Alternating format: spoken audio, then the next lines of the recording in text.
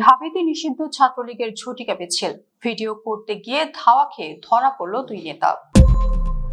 ক্ষমতাচ্যুত হওয়ার পর সন্ত্রাসী সংগঠন হিসেবে নিষিদ্ধ ঘোষিত বাংলাদেশের ছাত্রলীগের নেতা কর্মীরা এখন প্রকাশ্যে আসার সাহস হারিয়েছেন।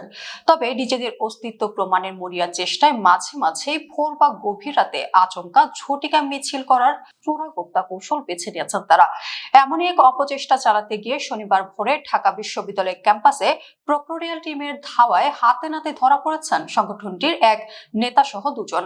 আটককৃতরা হলেন ঢাকা বিশ্ববিদ্যালয়ের স্যার এ.এফ. রহমান হল শাখা ছাত্রলীগের সাংগঠনিক সম্পাদক ফারহান তানভীর নাসিফ এবং তাদের বহনকারী একটি মাইক্রোবাসের চালক রুবেল। ঢাবির প্রক্টোরিয়াল টিম তাদের আটক করে শাহবাগ থানায় সোপর্দ করেছেন। এ সময় ঘটনাস্থল থেকে তাদের ব্যবহৃত একটি মাইক্রোবাসও জব্দ করা হয়। অনলাইনে ছড়িয়ে পড়া ভিডিও ফুটেজ এবং প্রত্যক্ষদর্শীদের বর্ণনায় ঘটনার নাটকীয়তা ফুটে ওঠে।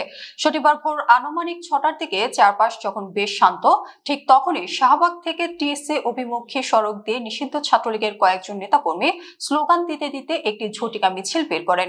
তারা ভেবেছিলেন ভোরের নীরবতায় দ্রুত ভিডিও করে পালিয়ে যাবেন, কিন্তু মিছিলটি রাজু ভাস্কর্যের সামনে পৌঁছানো মাত্রই বিশ্ববিদ্যালয়ের প্রক্টোরিয়াল টিমের সদস্যরা তাদের বাধা দেন এবং ধাওয়া করেন।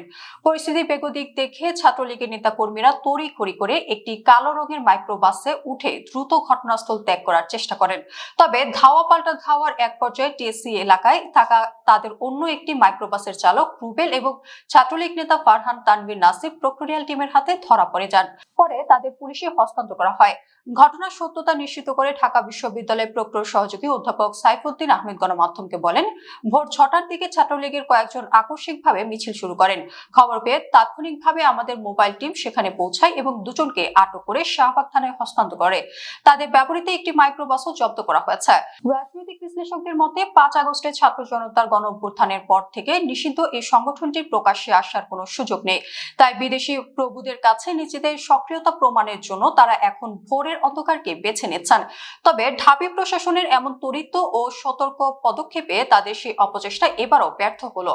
আটককৃতদের রিমান্ডে নিয়ে জিজ্ঞাসাবাদ করলে এই ঝটিকা মিছিলের নেপথ্যের মদতদাতাদের বিষয়ে গুরুত্বপূর্ণ তথ্য বেরিয়ে আসতে পারে বলে ধারণা করা হচ্ছে।